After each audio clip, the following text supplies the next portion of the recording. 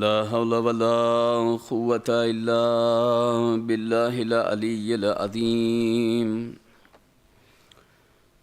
حسبنا الله نعم الوكيل نعم المولى ونعم النصير أعوذ بالله السميع العليم من الشيطان اللعين الرجيم بسم الله الرحمن الرحيم الحمد لله الذي جعلنا من المتمسكين بولاية أمير المؤمنين والأئمة المعصومين عليهم السلام الحمد لله الذي هدانا لهذا وما كنا لنهتدي لولا أن هدانا الله لقد جاءت رسل ربنا بالحق الصلاة والسلام والتحية والإكرام على سيد أصل ما في الوجود سر الله في كل موجود نقطة الدائرة الوجود صاحب لواء الحمد والمقام المحمود قاتم لما سبق والفاتح لمن غلق المولى الحق بالحق مولانا مولى الثقلين جد الحسن والحسين أبي القاسم محمد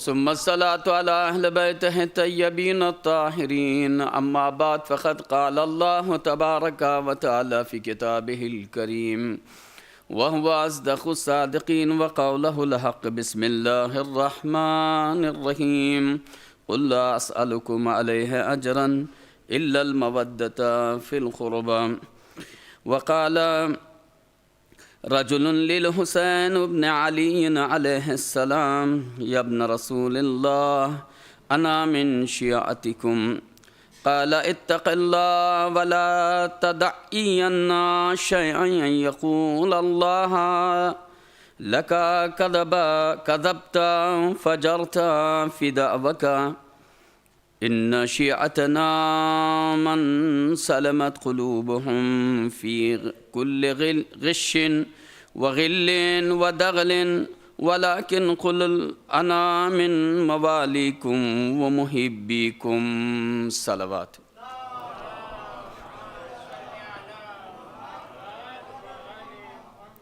عنوان گفتگو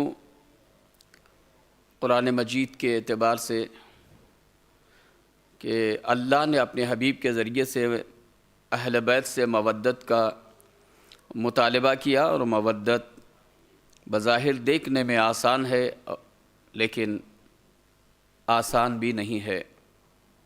یہ اس اعتبار سے آسان لگتی ہے کہ مودت کو محبت سمجھا جاتا ہے، جس کی وجہ سے سوچتے ہیں کہ اس میں مشکل کیا ہے۔ محبت تو چرند پرند درند درخت پھول کپڑے مکان گاڑیوں پہ ہو جاتی ہے، یہی نہیں محبت کا مطالبہ نہیں ہے، مودت کا مطالبہ ہے۔ محبتیں جس پہ قربان ہو جائیں اسے مودت کہتے ہیں۔ یہ ہے سلسلہ کہ محبت سے محب ہوتا ہے، مودت سے شیعہ ہوتا ہے۔ شیعہ جس سے خطائیں نہ ہوں، جو اطاعت بھی کریں اور اتباع بھی کریں، اسے شیعہ کہتے ہیں۔ اور محب وہ ہے جو اطاعت تو پوری طرح سے کرتا ہے، اتباع میں بسا اوقات دائیں بائیں ہو جاتا ہے، یعنی مس کر لیتا ہے اپنے آپ کو۔ تو لہذا اس گفتگو کو آگے بڑھانے کے لیے کل میں نے 2 معصومین کی حدیث پڑھنا تھا، لیکن وقت کی وجہ سے امام حسن مجتبیٰ علیہ السلام کی حدیث پہ گفتگو تمام ہوئی، اور آج اپنے گفتگو کو میں مولا امام حسین علیہ السلام کے اس خوبصورت قول سے آگے بڑھ رہا ہوں۔ آنے والے ایک شخص نے آ کر کے امام حسین علیہ السلام سے فرمایا یا ابن رسول اللہ انا من شیعتکم، اے میرے آقا میں آپ کے شیعوں میں سے ہوں۔ کتاب کا بھی حوالہ اس لیے کہ ممکن ہے بعض لوگ شوقین ہوتے ہیں۔ تفسیر امام حسن عسکری علیہ السلام جلد 1 صفحہ 309، تفسیر برہان جلد 4۔ وہ چہرہ دیکھ کے سمجھ جاتے ہیں کہ شیعہ ہے کہ محب ہے۔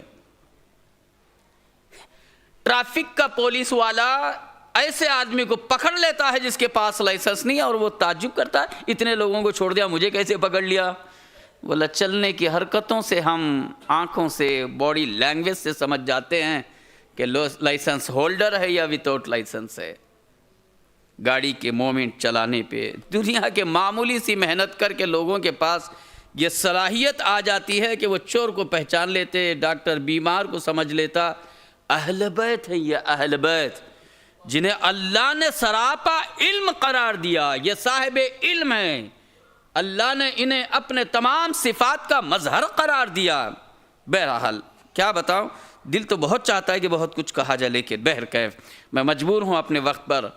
تو اس نے جب کہا کہ انا من شیعتکم، میں آپ کا شیعہ ہوں، تو امام نے برجستہ کہا اتق اللہ، خوف خدا کرو، لا تدعین شیئا ان یقول اللہ لکا کذبت وفجرت فی دعوکا۔ وہ بھیا اے شخص اس بات کو نہ کہے کہ کل کے دن اللہ تجھ سے کہے کہ تو اپنے دعوے میں جھوٹا تھا، فاجر تھا، فسق و فجور، یعنی تو اپنے دعوے میں کل جب پکڑا جائے اور خدا کہے کہ جو تم نے دعویٰ کیا تھا اس میں تم جھوٹے تھے، کذبت و فجرت، تم اس معاملے میں جھوٹے تھے۔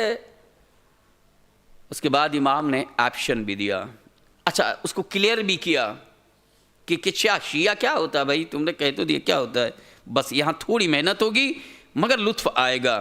ان شیعتنا، بے شک ہمارے شیعہ، من سلمت قلوبہم من کل غش وغل ودغل، تین لفظ ہیں آج کے مجلس کے، بس اتنا یاد کر کے چلیں۔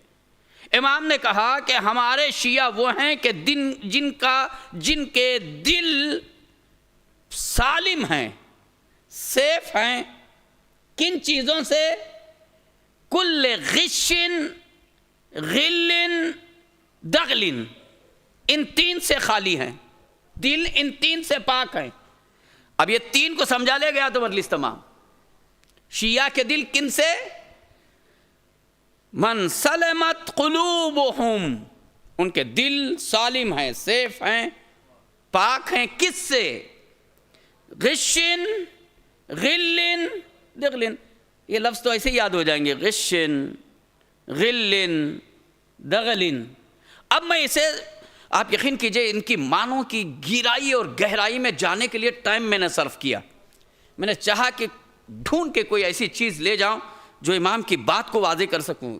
ظاہر سی بات ہے امام کے کلام کو سمجھنا آپ سمجھتے ہیں آسان ہے، تو لہذا میں نے تھوڑا سا قرآن کا سہارا لیا یہ ان غل غش دغل کو سمجھانے کے لیے، تھوڑی سی محنت، بس میں گفتگو کو سمیٹوں گا۔ یہ جو آپ نے غشن اس کو سمجھیے، آیت پڑھ لوں اس کے بعد پھر میں اس کے معنی خود ہی سمجھ میں آئیں گے۔ سورہ بقرہ کی آیت نمبر 7، بسم اللہ الرحمن الرحیم، ختم اللہ علی قلوبہم وعلی سمعہم وعلی ابصارہم، سب کو یاد ہے، غشاوۃ ولہم عذاب عظیم، غشاوۃ وعلی ابصارہم غشاوۃ، بس یہی مجھے سمجھانا تھا۔ کیا ہے یہ؟ میں غشین کو سمجھانے جا رہا ہوں۔ سورہ بقرہ آیت نمبر 7 جس میں ارشاد ہوا ختم اللہ، ہم نے مہر لگا دیا، لاک۔ کس کو لاک کر دیا؟ بعض گھروں کو لاک کر دیا جاتا ہے گورنمنٹ کے ذریعے سے، ان کا سامان خالی کرو، لاک کرو۔ گاڑی کو لاک کر دیا جاتا ہے، کیوں؟ نو پارکنگ میں تم نے گاڑی کھڑائی، لاک کرو اس کی گاڑی کو۔ دیکھیں میرے کچھ باتوں کو میرا ساتھ دیجئے، لاک کر رہا ہے خدا، کس کو؟ ان لوگوں کو۔ کون؟ کچھ لوگ ایسے، ختم اللہ، اللہ مہر لگا رہا ہے، لاک کر رہا ہے، کیا؟ علی قلوبہم، ان کے دلوں پہ، وعلی سمعہم، ان کے کانوں پہ، دلوں پہ، کانوں پہ، وعلی ابصارہم غشاوۃ، ان کے آنکھوں پہ۔ کیوں بھائی؟ کہا کہ اصل میں ان کے دل تھے، سمجھا تھا، ان کے کان تھے، سنا تھا، ان کے آنکھیں تھیں، دیکھا تھا، جب بات تصدیق کی آئی تو پیچھے ہو گئے، یعنی دیکھنے کے بعد خیانت کیا، بس یہی میری بات ہے۔ غشین، غشاوتوں، دیکھا تھا اور جھوٹ بول پڑے۔ ابھی مجھ سے کوئی پوچھے قبلہ آپ امام زادے جناب سکندر صاحب کو آپ نے دیکھا؟ اگر میں کہوں میں نے نہیں دیکھا، خیانت ہے یہ، جھوٹ ہے یہ۔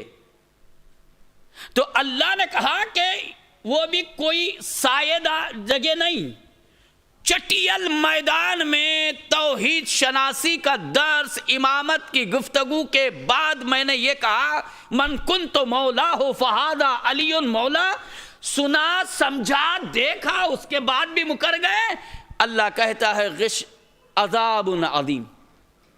اب سمجھ میں آیا کہ غشاوتوں پردہ پڑا ہوا ان کی آنکھوں پہ، خیانت کیا ہے انہوں نے ان آنکھوں کے ساتھ، دیکھنے کے بعد انہوں نے انکار کر کے کیا کیا، دھوکہ دیا اپنے آپ۔ عزیزان گرامی، غشہ اس کے معنی ہوئے غشن یعنی خیانت، یاد رکھ لیجئے گا، گفتگو سمیٹ رہا ہوں، غشن خیانت۔ اس کو تھوڑا بچوں کے لیے سمجھانے کے لیے میں نے ایک چیز دیا کہ یہ لے جا کے وہاں دے دیجئے، یا مثلا قربانی کا گوشت دو دیا کہ یہ مولانا عمار صاحب کو دے دیں، یہ بلال صاحب کو دے دیں۔ یہ لے جاتے جاتے دوستی جو تھی وہ بلال صاحب سے زیادہ تھی، تو انہوں نے دیکھا یار ان کے یہاں جو گوشت ڈالا ہے ہڈی کے بغیر ہے، یہ بہت اچھا گوشت ہے، اٹھا کے بلال کی محبت میں ادھر کا ادھر کر دیا، ادھر کا ادھر کر دیا۔ گوشت اسی جگہ ہے، گیا ادھر ادھر نہیں، لیکن کر دیا ہم نے ادھر سے ادھر، ادھر سے ادھر، دونوں کو گوشت ملا، لیکن تم نے امانت میں خیانت کی۔ آگے سے خیانت کو تو اور سمجھایا جا سکتا ہے۔ تو شیعہ وہ ہیں کہ جن کے دل پاک ہیں، بولیے کس سے؟ اگر آپ نے بولے تو مجھے بولنا پڑے گا، دل پاک ہیں کس سے؟ غشن یعنی خیانت سے۔ شیعہ خیانت نہیں کرتا، رات کو رات کہے گا، دن کو دن کہے گا، یعنی عالم کو عالم ہی کہے گا۔ اگر وہ عالم آپ کی نہیں سنتا، وہ عالم آپ کو مطلب نہیں مانتا، وہ نوح خان یا وہ مومن آپ کو سلام نہیں کرتا، آپ کا فالوور نہیں ہے، کیونکہ میرا فالوور نہیں ہے، کوئی خاص نہیں ہے، خیانت ہے یہ۔ ہاں، شیعہ غشن، اس کا دل غش سے پاک ہوتا ہے، خیانت سے۔ وہ غلن، سمیٹ رہا ہوں، توجہ کیجئے گا، اس کو بھی میں نے قرآن کے ذریعے سے، سورہ اعراف آیت نمبر 43، وَنَزَعْنَا مَا فِي صُدُورِهِم مِّن غِلٍّ، سورہ اعراف کی 43 آیت، پوری آیت پڑھوں گا تو وقت چل جائے گا، خود آپ دیکھ لیں، میں نے ریفرنس دیا۔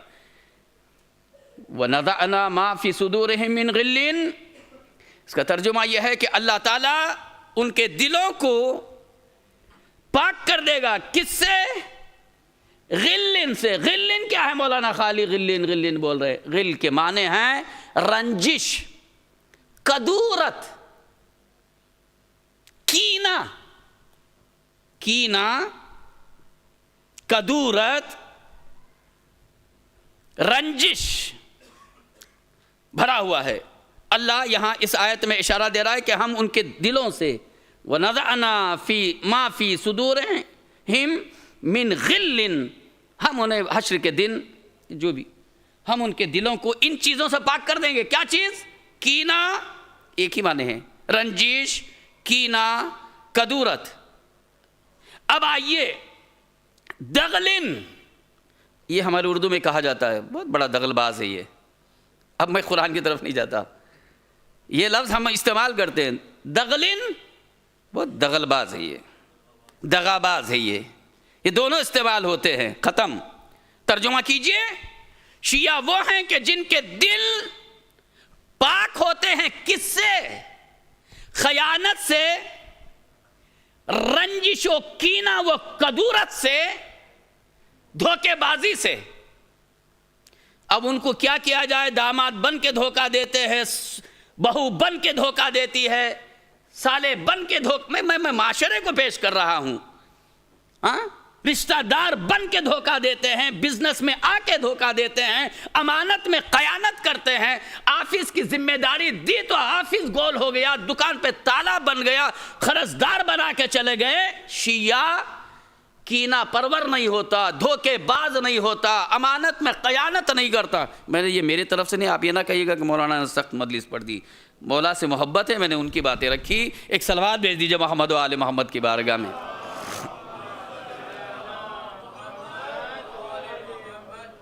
شیعہ ان صفات سے دل کو پاک رکھتا ہے. باڈی کو پاک کرنے والوں کو نہیں کہا گیا شیعہ. بہت اچھے کپڑے پہنتے ہیں, اس سے اچھے تو پتہ نہیں دنیا میں 3 وقت نہاتے ہیں, 10 جوڑے بدلتے ہیں. باڈی کو خوبصورت بنانا, بال سنوارنا, اس پہ ٹائم صرف کرنا, سچ کے آنا, مسکرا کے کیسے آپ, ارے یہ مسکرانے سے کچھ کام نہیں چلتا ہے, جھوٹ ہے یہ. کیسے آپ خیریت سے ہے, یہ یہاں ہنسو, اندر پلاننگ ہے بیٹا ابھی دفن کروں گا, مگر ہنس رہے. کیسے آپ خیریت سے بیٹا, تمہیں چھوڑوں گا نہیں. اس کا ترجمہ ہوتا ہے, نہیں سمجھے میں کہہ گیا.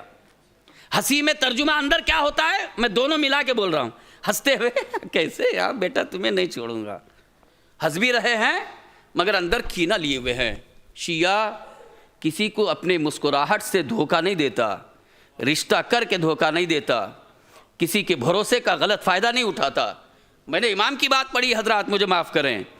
انشاءاللہ کل والی جو تقریر ہے اس کے لیے تھوڑا سا آپ بالکل تیار ہو کے آئیں, چوتھے امام پہ ہوگی. اب جیسے جیسے امام کی گفتگو, اماموں کا سلسلہ اوپر جائے گا, گفتگو بھی کچھ اسی طرح سے آپ کو سننے کو ملے گی.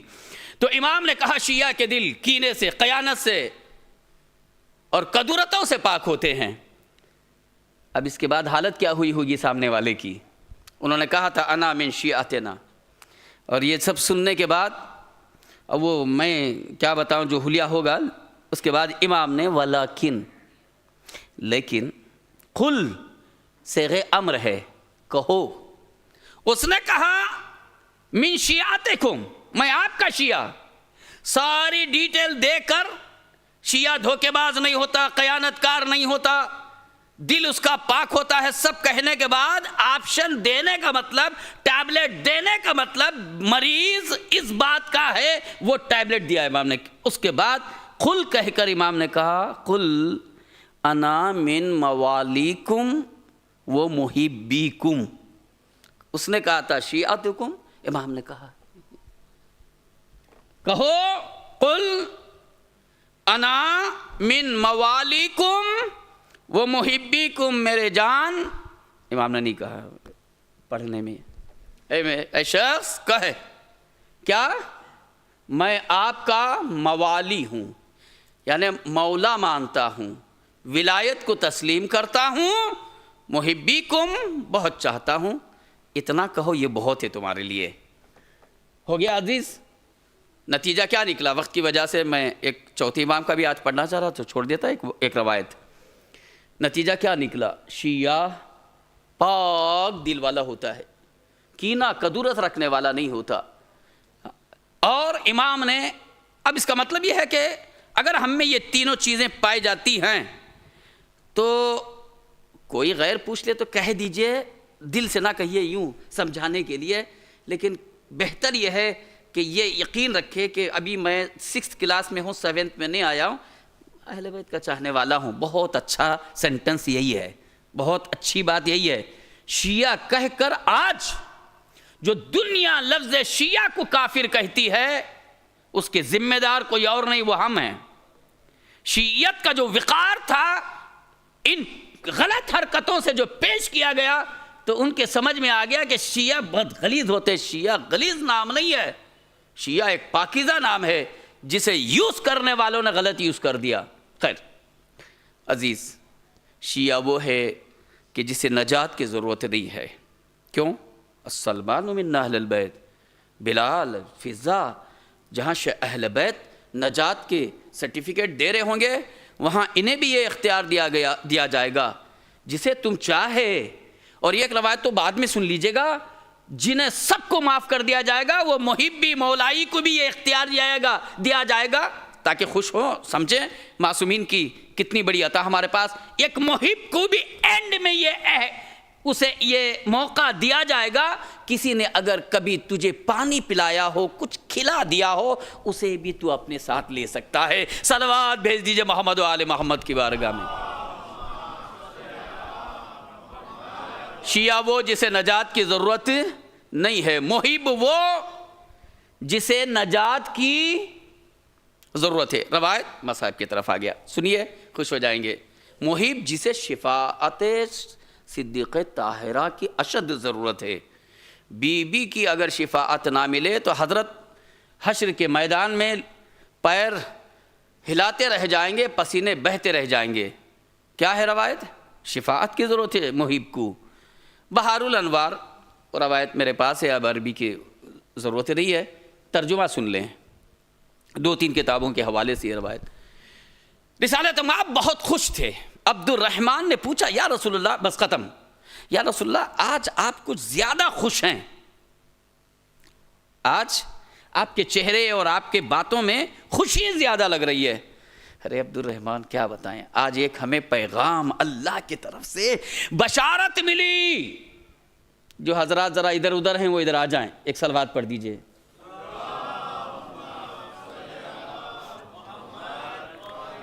محفل میں رہ کے ذرا مس ہوتے تو وہ ہم کو محسوس ہوتا ہے، اس لیے تھوڑا بیچ میں بولنا پڑتا ہے۔ عبد الرحمن توجہ، اللہ نے مجھے بشارت دی ہے۔ یا رسول اللہ کیا ہے بشارت جسے سن کے آپ خود خوش ہیں؟ ذرا ہمیں بھی تو سنا دیجئے تاکہ ہم بھی خوش ہو جائیں، اور سن کے انشاءاللہ آپ بھی خوش ہوں گے اور ہمیں بھی خوشی نصیب ہوگی اور ہمیں فخر ہوگا، مگر پھر ذمہ داری سے نہیں بچیں گے۔ کہ عبد الرحمن اللہ نے یہ بشارت دی ہے کہ اللہ نے علی و زہرا کے عقد کا ارادہ کیا، ابھی عقد نہیں ہوا، چاہا کہ یہ دونوں کو عقد کے دامن میں باندھ دے، دونوں کا عقد ہو جائے، قالی ارادہ کیا۔ روایت پڑھ رہا ہوں میں یہ، تو لہذا اللہ نے کچھ فرشتوں کو خلق کیا الگ کام کے لیے، جو تھے ان سے نہیں لے رہا ہے خدا، جو تھے ان سے کام نہیں لے رہا ہے، کچھ کام لینے کے لیے الگ سے۔ اس کے بعد انہیں حکم دیا شجر طوبہ کو ہلاؤ، درخت طوبہ کو ہلاؤ۔ انہوں نے جا کے ہلایا، پتے گر گئے۔ وہ ہمارے جیسے ہلانے سے پتے نہیں گرتے، وہ فرشتے ہیں، وہ اللہ کے ارادے کو سمجھتے ہیں، وہ درخت بھی سمجھتا ہے۔ ہلایا تو پتے گرے، ان کی ڈیوٹی ہلانے کی تھی۔ دوسرے فرشتے خلق کیے، ان سے کہا ان پتوں کو چن لو، انہوں نے جمع کر لیا۔ رسالت مآب سے وہ پوچھنے لگا رسول اللہ وہ پتے گرے کیوں، انہوں نے چنا کیوں، وہ پتے ہوں گے کیا؟ کہا یہی تو خوشخبری ہے۔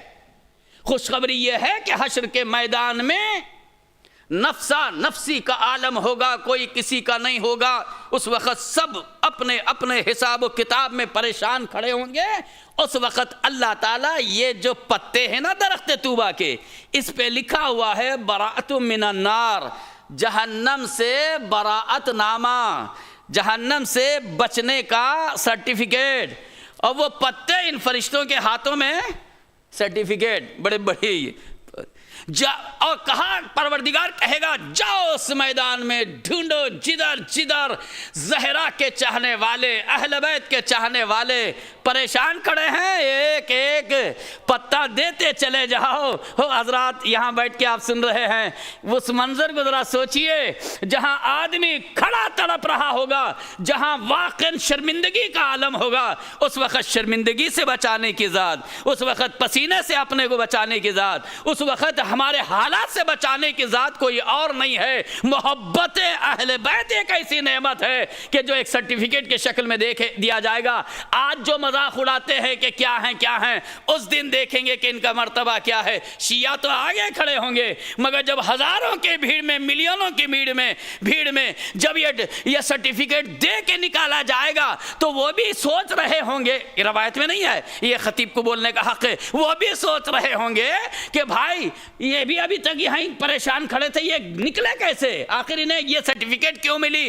یہ سرٹیفکیٹ کسی اور بات کی نہیں ہے، یہ جو دنیا میں مصیبتیں اور مصائب و آلام اہل بیت کے نام سے تانے، مشکلات، بدعتیں کا مقابلہ کرتے ہوئے جو شیعہ گزرے ہیں، چاہتے ہوئے بھی ذری غلطیاں ہو گئی، اس دن شہزادی ان کی شرمندگی کو بچا لے جائے گی۔ صلوات بھیج دے محمد و آل محمد کی بارگاہ۔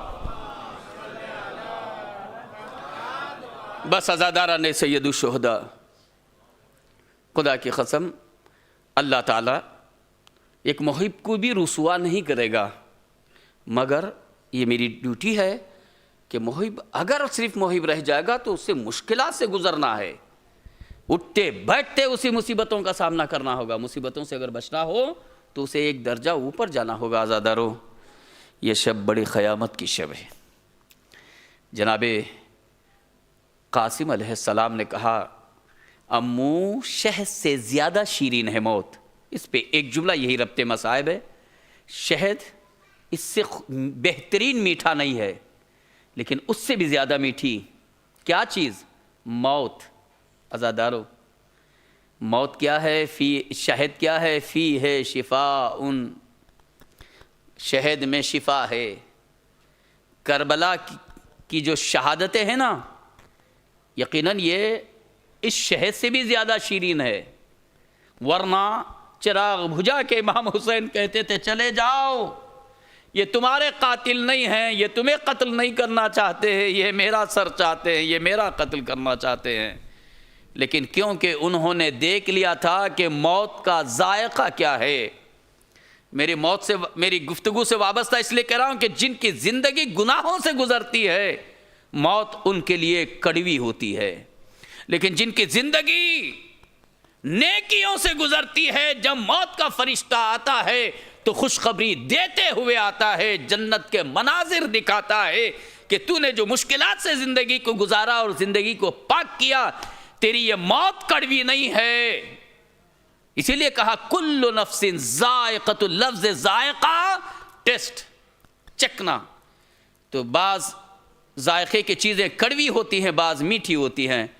اہل بیت کے چاہنے والے کی موت بہت میٹھی ہوگی، کیونکہ اس نے زمانے میں مشکلات کو جھیلا ہے. وہ عزادارو، جس وقت امام نے یہ بات سنی کہ لیکن ابھی بھی اجازت نہیں دے رہے ہیں، حسرت سے اوپر سے نیچے دیکھا، قاسم تم میرے بھائی کی امانت ہو، میرے بھائی کی نشانی ہو. قاسم میں تمہیں کیسے شہادت کی اجازت دوں؟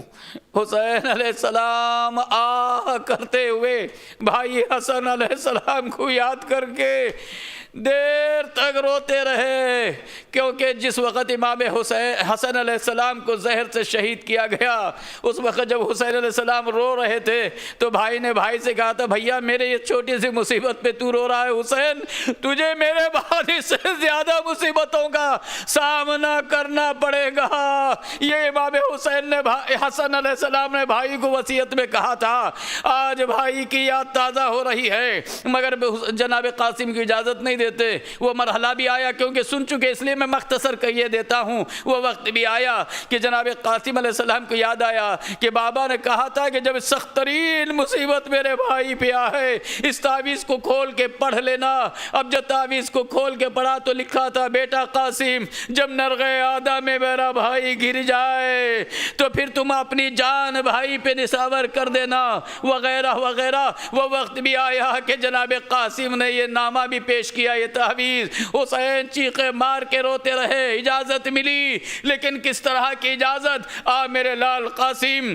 جناب ام فروا سے پوچھا قاسم کے لیے اور کوئی لباس موجود ہے؟ نہیں. عزادارو تاریخ نے لکھا کہ آپ نے وہ صندوق منگایا جس میں تبرکات تھے. امام حسن کا، نہیں سمجھے میں کیا پڑھنے جا رہا ہوں، امام حسن کا امامہ سر پہ رکھا اور لباس امام حسن کا پہنایا.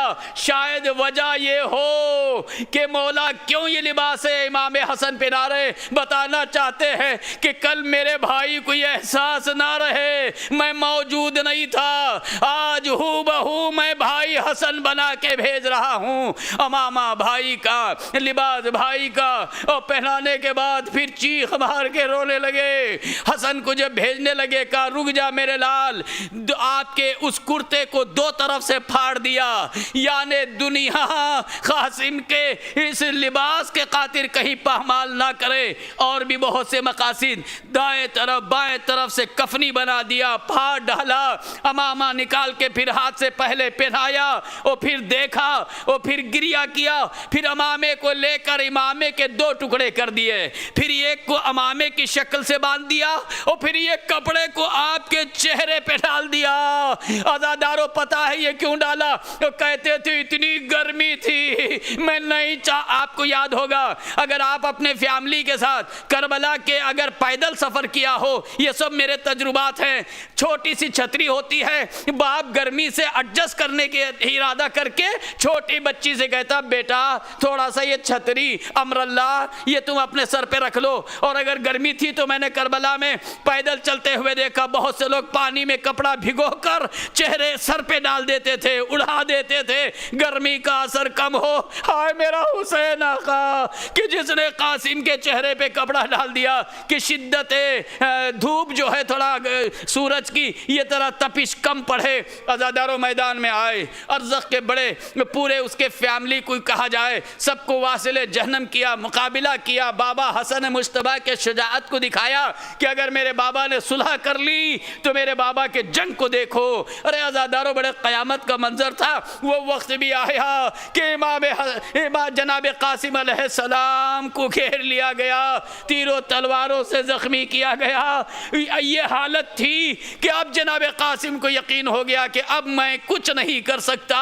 اتنے زخم تھے کہ جب زمین پہ آنے لگے اپنے امو کو سلام آخر کیا.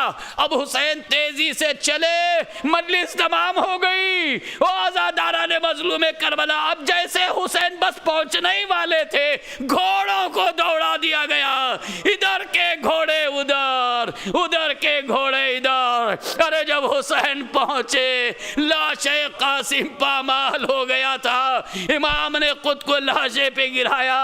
اے میرے بیٹا قاسم اب تو تمہارا جسم سالم نہیں ہے، میں کیا جواب دوں. عزاداروں ردا کو اپنے ردا کو بچھایا، لاش قاسم کے ٹکڑوں کو اٹھایا. اب میرے پاس الفاظ نہیں ہے کہ وہ کون سا جگر تھا کہ لاشوں کے ٹکڑوں کو جمایا. وہ گٹری بنا کے اب خیمے کے طرف گئے اور لے جا کے بیویوں میں رکھا. واہ قاسمہ، واہ عباسہ، واہ مصیبت، سیعلم الذین ظلموا